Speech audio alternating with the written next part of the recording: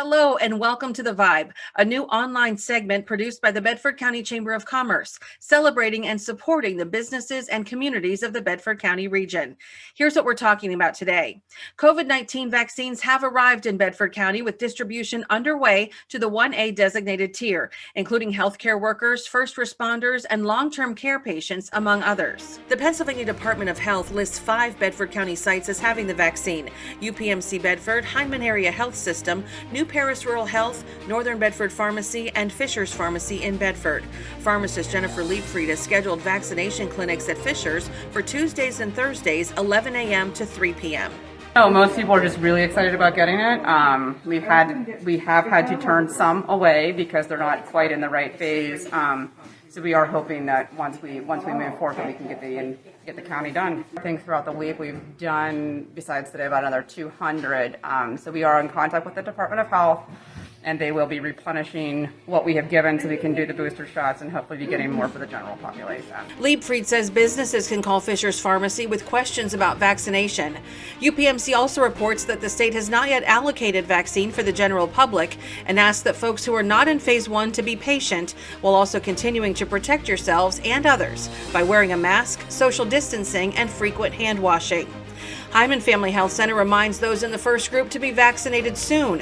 CEO Bill Curtis issued this statement this week: "I want to do our due diligence in offering the vaccine to the Phase 1A group. It is imperative that we close out Phase 1A so that we can move to Phase 1B in an expedited fashion. We are here for our community and want to vaccinate as many citizens as possible. However, there is a process we must follow with the progression of the phases." So joining us right now is Dave Cubison, who's the director of Bedford County Department of Emergency Services, and he's going to give us a little bit of an update on the county's response to COVID and where we stand in terms of vaccine distribution. So Dave, thanks for being with us today. Thank you, Kelly, for having me. I appreciate the opportunity to get some information out and also reassure people that, yes, we are going to get through this. There is light at the end of the tunnel. And the fastest way to reach that is by people helping people. But a lot of people right now, Kelly, don't have the basic information maybe that they need to make things happen. So tell us where you feel like the COVID mitigation stands in Pennsylvania. I know you serve on a task force and you have regular briefings from the Department of Health. So give us where we are right now. The vaccine, as you know, is coming from the federal government. One of the things that we've run into is some people have been frustrated because of the slowness. It hasn't been quite as quick as we thought it might be originally. So when you're trying to actually put together logistics for these vaccinations, these drugs to go out all over the United States, it's been a much slower process than we thought it would be. Bedford County has been receiving some of this product, not as much as we thought we would. And when I say Bedford County, it's not coming to county government. Right. It's going directly, for example, to UPMC Bedford Memorial. It's gone to some of the rural and federal health clinics. Those are the places initially that are receiving this. Because as you know, and others who are watching this, there were the phases, the 1A, the 1B, the 1C, number 2, that were originally documented to be the distribution system. Well, those are fluid. Those have changed. Even as late as hours before this recording, we noticed that the 65-year-old and older category was moved up from where it had been. Well, when that happens, that changes the logistics of how many vaccinations are needed. Where do they go? How do people get to those places? How do they even know where they can go to get vaccinations? And the main thing right now that we have to focus on is that 1A category. Places like the school districts, the correctional facilities, the jails, the prisons. We call these closed pods, points of disbursement. Many of these institutions or districts or organizations will receive the vaccinations directly, and then through their health staff will be giving them to their employees, staff, and others. So we're really expecting this to take a number of months until you get the herd immunity that they talk about on the national news. Yeah, it's going to take some time.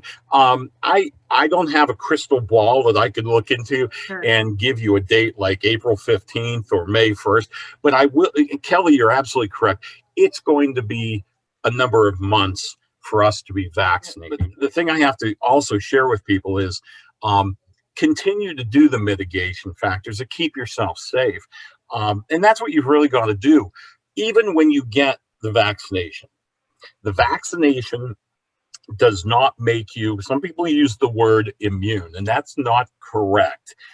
It doesn't make it so you cannot get COVID-19. What it does is just like the flu vaccine, it makes it so if you get it or when you get it, the effects will be much, much less. You have a way for people to potentially sign up as volunteers to help in future emergencies, including COVID, but others as well? Absolutely, Kelly. And if I may put my spectacles on here, www.servepa.gov. It's a great way. It's an application. If you, your organization, your church, your synagogue, your service club, your card club, it doesn't matter, or you as an individual would like to say, how can I help? That's a great way. It's a way that you register ahead of time to say, well, if I'm available and I get a phone call, I'll come out and help. So Dave, thank you so much for all the work that you've done over the past year. This has been, I'm sure, a crazy busy year and time for you, but we appreciate all that you've done. Thank you, Kelly, for your part of the community. We work together, we're community, we hold each other strong, and that's the big part about Bedford County that I love. Officials recommend checking the Department of Health website for the latest information on the COVID-19 vaccine, including distribution sites and frequently asked questions. Those quick links are also available on the Chamber website at bedfordcountychamber.com. COVID-19 will be just one of the topics of discussion at the next Government It's Your Business online town hall, presented by Wessel & Company, coming up Friday, January 22nd at 8:30 a.m. via Zoom. The Chamber's featured guests will be Pennsylvania Senator Wayne Langerholtz and Representatives Carl Metzger and Jesse Topper. Registration is free, but RSVPs are required to receive the Zoom credentials. Register by calling the Chamber office at 623-2233 or through the Chamber website. Coming up, we'll look back at the Holiday Nights of Lights and announce our 2020 Light Awards, going to our Shining Stars of Light displays right after this. Electrical, done right. Since 1947, we have always been there for our neighbors and friends. Reliable, prompt, and always done right. Our name, our work, our promise. We guarantee it.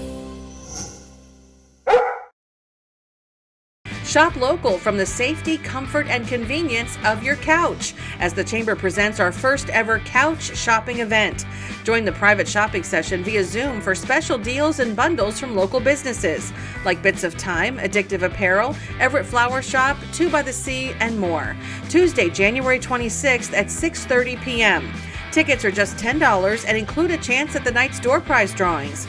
Learn more about becoming a couch shopper or seller by calling the Chamber today at 623-2233 or visit online bedfordcountychamber.com. The Bedford County Chamber Foundation's second annual Holiday Nights of Lights was a great success, providing Bedford County families a safe way to celebrate the season. The Grassroots Drive-Through Light Display opened Thanksgiving weekend at the Bedford County Fairgrounds and welcomed more than 2,500 vehicles and 10,000 guests through December 27th. Special thanks to corporate sponsors and community partners who helped make this year's event possible, and to the nearly 100 businesses, organizations, school groups, churches, and families who constructed light displays as part of the event. We are pleased to announce our 2020 Excellence in Lighting Display honors. For the second year in a row, our Creativity Award goes to the Bedford CTC FFA for their Minion Manger Scene, with an honorable mention to First Choice in Home Care for their 1-Star Year, 1 Star Matters message. Community Champion Award goes to the Everett Area Better Business Association for their historic and animated train station holidays.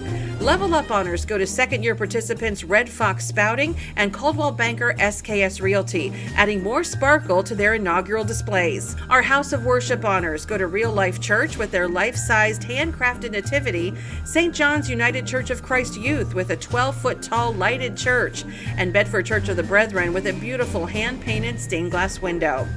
Fantastic Family honors go to the Corley family with their playful snowmen on the North Pole, and the Rhodes family, All Roads Lead Home for the Holidays display. Big and Bright honors go to the Bedford County Farm Bureau Tractor Pull, Little Joe's Rowboats and Feather Brothers Contracting for Santa's Gone Fishing, Bedford County Farm Bureau Co-op with the Sparkling Farm Friends Equipment display, and Northern Bedford FFA Sparkling Forest, including a tractor from Heinz Equipment. And our 2020 showstopper with spectacular sparkle is Howard Hanna Bardell Realty for their Home Happens Here for the holidays. Congratulations again to all of the honorees, and thanks again to everyone who helped Bedford County businesses shine bright throughout the holiday season, especially in 2020 when a little light was certainly needed for us all. Proceeds from the Holiday Nights of Lights benefit the 501c3 Chamber Foundation and programs that prepare Bedford County's current and future community leaders and workforce through career exploration and workforce development programs and leadership and literacy initiatives. Learn more about the many offerings of the foundation by visiting the Chamber website. Coming up next time on The Vibe, we'll talk to some local businesses who represented Bedford County very well at the Pennsylvania Farm Show, which went virtual this year. And join us for The Vibe Monday, Wednesday, and Friday afternoons on Facebook, YouTube, and BedfordCountyChamber.com. Ask us about ways that you can sponsor this program, and special thanks to the Chamber's Founders Circle members for your community leading support of the Chamber mission. Have a safe and happy weekend, and we'll see you soon.